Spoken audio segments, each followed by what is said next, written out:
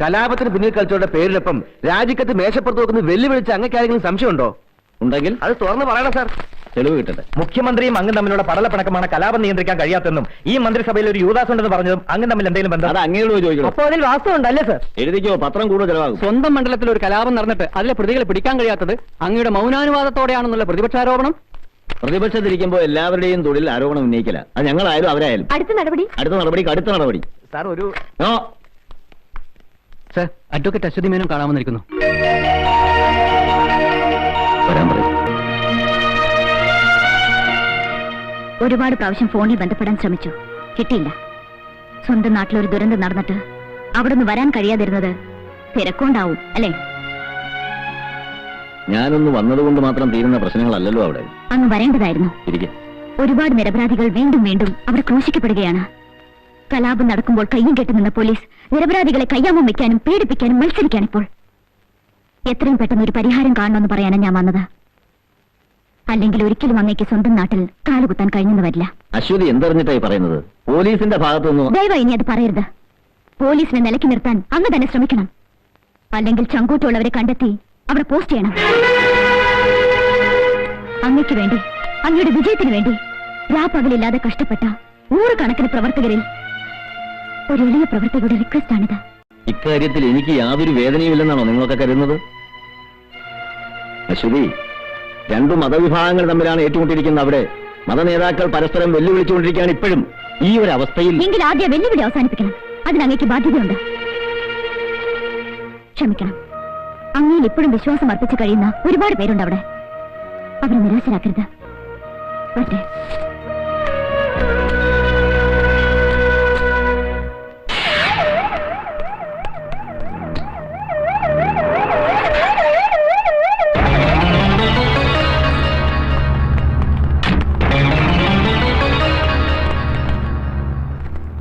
അവന്മാരൊക്കെ വന്നിട്ടുണ്ടോ?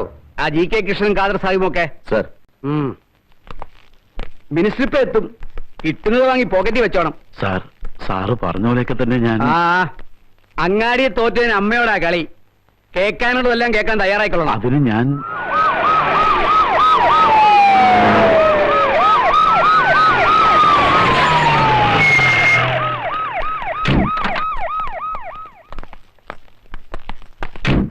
താനല്ലടോ പൂമനം സർക്കിൾ. തനിക്ക് എന്തായിരുന്നു അവിടെ പണി?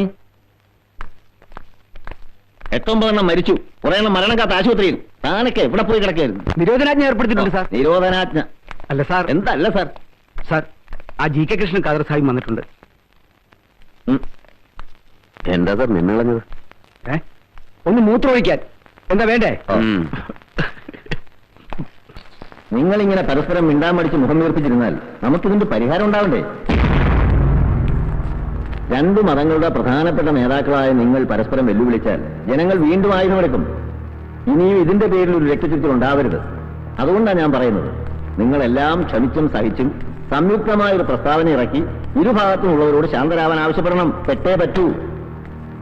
എന്ത് പറയുന്നു ഖാദർ സാഹിബും GK കൃഷ്ണനും? നിങ്ങളൊരു ഇസ്ലാമാണ്. നിസ്കാരപ്പായിൽ നിന്ന് പോലും വലിച്ചെഴുത്തുകൊണ്ടുപോയി കടപ്പുറത്തിട്ട് വെട്ടിമുറുക്കി കൊന്നതോട് ക്ഷമിക്കണമെന്നും പൊറുക്കണമെന്നും പറയാൻ വിളിച്ചു വരുത്തിയ നിങ്ങളൊരു കാഫിറാണ്. കാഫിർ. കടലിലും കടപ്പുറത്തും തളം കെട്ടിക്കിടക്കുന്ന മുസ്ലിം സഹോദരന്റെ ചോര നിങ്ങളൊന്ന് വന്ന് കാണണം. അത് കണ്ടാലേ പടച്ചോളിൽ വിശ്വസിക്കുന്ന ഇസ്ലാമിന്റെ നെഞ്ച് കത്തും. അത് ചിലപ്പോൾ ആൾ കത്തിയും വരും. ആ തീയിൽ നിങ്ങൾ ഈ പറയുന്ന മുസ്ലിം സഹോദരന്മാരിൽ നിന്ന് വീട്ടിലാണ് പറയാൻ പറ്റുമോ ഖാദർ സാഹിബ്? ഞാൻ ആരുടെ കയ്യിലും കത്തിയും കടാരയും കൈബോംബും കൊടുത്ത് അയച്ചിട്ടല്ല അവിടെ അക്രമം ഉണ്ടായത്.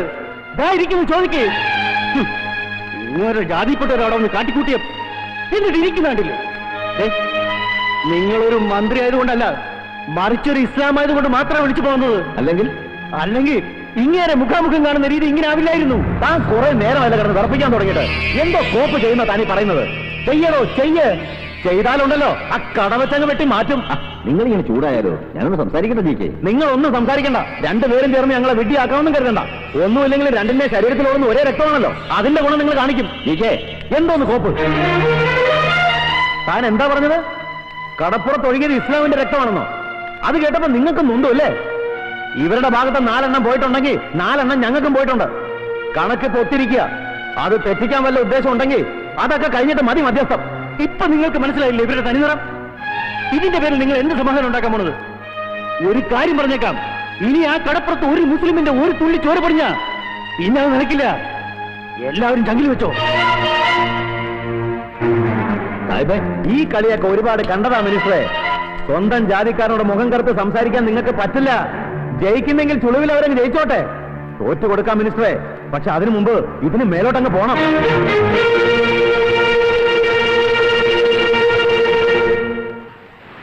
ഈ ജി കെ കൃഷ്ണന്റെയും ഖാദർ സാഹിബിന്റെയും കൈകൾ തമ്മിൽ ചേർത്തുകൊണ്ട് ഈ പ്രശ്നം പരിഹരിക്കാൻ പറ്റുമെന്ന് എനിക്ക് തോന്നുന്നില്ല സർ. ഈ വേഷമിട്ടുകൊണ്ട് പറയാൻ പാടില്ല, എങ്കിലും പറയുകയാണ്. പൂമനം സംഭവത്തിൽ പോലീസിന്റെ നിലപാട് എനിക്കറിയാം. പൂമനം സർക്കിൾ ഇൻസ്പെക്ടർ ജോസഫ് ചാക്കോ അയാൾ കൃത്യമായി പ്രവർത്തിച്ചിരുന്നെങ്കിൽ ഈ സംഭവം തന്നെ അവിടെ ഉണ്ടാകില്ലായിരുന്നു. എന്നിട്ട് ഇപ്പോഴും യഥാർത്ഥ കുറ്റവാളികൾ ആരാണെന്ന് കണ്ടുപിടിക്കാനോ സൂചിപ്പിക്കാനോ പോലും അയാൾക്ക് കഴിഞ്ഞിട്ടില്ല. അതെ സർ, എനിക്കും സംശയമുണ്ട്. അന്വേഷണ ഉദ്യോഗസ്ഥൻ എന്ന നിലയ്ക്ക് അയാൾ പറയുന്നത് വിശ്വസിക്കാൻ മാത്രമേ പലപ്പോഴും ഞങ്ങൾക്ക് കഴിയൂ സർ. അതുകൊണ്ട് അവിടെ ഒരു അഴിച്ചുപണി നടത്തിയ താൻ ഉദ്ദേശിക്കുന്നത് എത്രയും പെട്ടെന്ന് അവിടെ മറ്റൊരാളെ പോസ്റ്റ് ചെയ്യണം സാർ. സാറ് സമ്മതിക്കുമെങ്കിൽ ഞാൻ ഒരാളുടെ പേര് പറയാം. നീതി നിഷേധിക്കുന്നവന്റെ നട്ടലടിച്ച് കലക്കാനും ആ കയ്യിൽ നിയമത്തിന്റെ വിലങ്ങിട്ട് പൂട്ടാനും നെഞ്ചുറപ്പുള്ള ഒരുത്തൻ ഡിപ്പാർട്ട്മെന്റിലുണ്ടായിരുന്നു. One mister Amarnath. തണ്ടിന് ഇവിടെ എന്താ കാര്യം?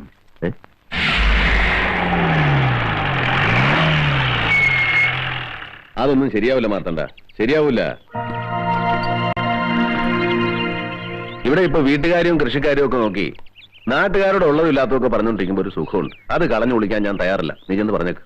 ആത്മാർത്ഥ സുഹൃത്താണ്, ഒപ്പം കളിച്ചു വളർന്നവരാണ്. ഞാൻ പറഞ്ഞാൽ എന്തു അനുസരിക്കും എന്നൊക്കെ മന്ത്രി എടുത്തും ഡിവൈഎസ്പി എടുത്തും വീരവാദം മുഴക്കിട്ടൊന്ന് ഞാനിപ്പോ വിഡ്ഢിയായി. അതെ, ആണും പെണ്ണും കിട്ടവന്റെ മുമ്പിൽ നട്ടലും വളർത്തിയൊന്നും നക്കാപ്പിച്ച കാശിന് ജോലി ചെയ്യാൻ എന്നെ കിട്ടില്ല. ഇനിയിപ്പോ ദൈവം തമ്പരാ വന്ന് പറഞ്ഞാലും ഞാൻ എന്റെ തീരുമാനം മാറ്റാനും പോകുന്നില്ല. കാപ്പിടിക്കാം. ചുരുങ്ങിയ കാലം കൊണ്ട് ഒരുപാട് ശത്രുക്കളെ ഉണ്ടാക്കിയവനാ ഞാൻ. എന്തുകൊണ്ടാണെന്നോ, ഇട്ടുന്ന യൂണിഫോമിനോട് നീതി കാണിച്ചത് കൊണ്ടും ഈ മനുഷ്യന്റെ മകനായി ജനിച്ചു പോയതുകൊണ്ടും. ആ ഓർമ്മ നിനക്കുണ്ടായിരുന്നെങ്കിൽ നീ ഇത് പറയില്ലായിരുന്നു. ഡിവൈഎസ്പി മാധവൻ സാറിന്റെ പേര് കേട്ടാ കോരി തെരിക്കുന്നവരാ ഞങ്ങളൊക്കെ. ആ വലിയ മനുഷ്യന്റെ ധീരതയും കർത്തവ്യബോധവും ഈ മകനും ഉണ്ടാവുമെന്ന് കരുതി. അതാ എനിക്ക് പറ്റിയ തെറ്റ്.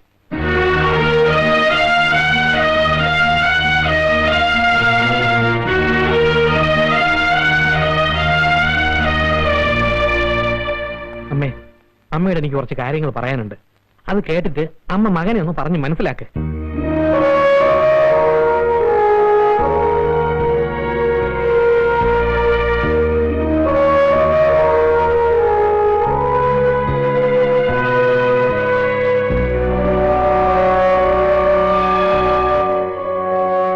മോനെ, എന്ത് തീരുമാനിച്ചു?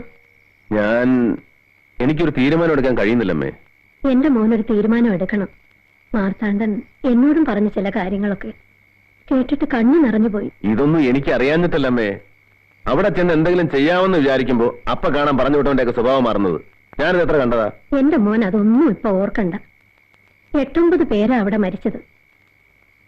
അത് ചെയ്തവര് രക്ഷപ്പെടാൻ പാടില്ല. കുറ്റം ചെയ്തവരെ കണ്ടുപിടിക്കണം. എന്റെ മോൻ അതിന് കഴിയുമെന്ന് എനിക്ക് നല്ല വിശ്വാസമുണ്ട്. അമ്മ കാര്യമായിട്ടായി പറയുന്നത്. കുറെ പാവം മനുഷ്യർക്ക് നീതി നേടിക്കൊടുക്കാനല്ലേ നിന്നെ വിളിക്കുന്നത്. ഒന്നുമല്ലെങ്കിലും നാടിനു വേണ്ടി പൊരുതി മരിച്ചൊരു അച്ഛന്റെ മകനല്ലേ നീ?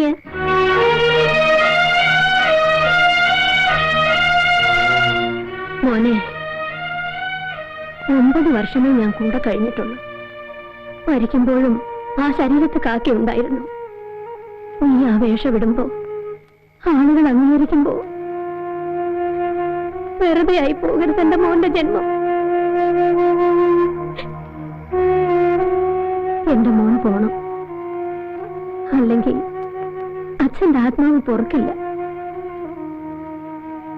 ശരിയമ്മേ, ഞാൻ പോവാം.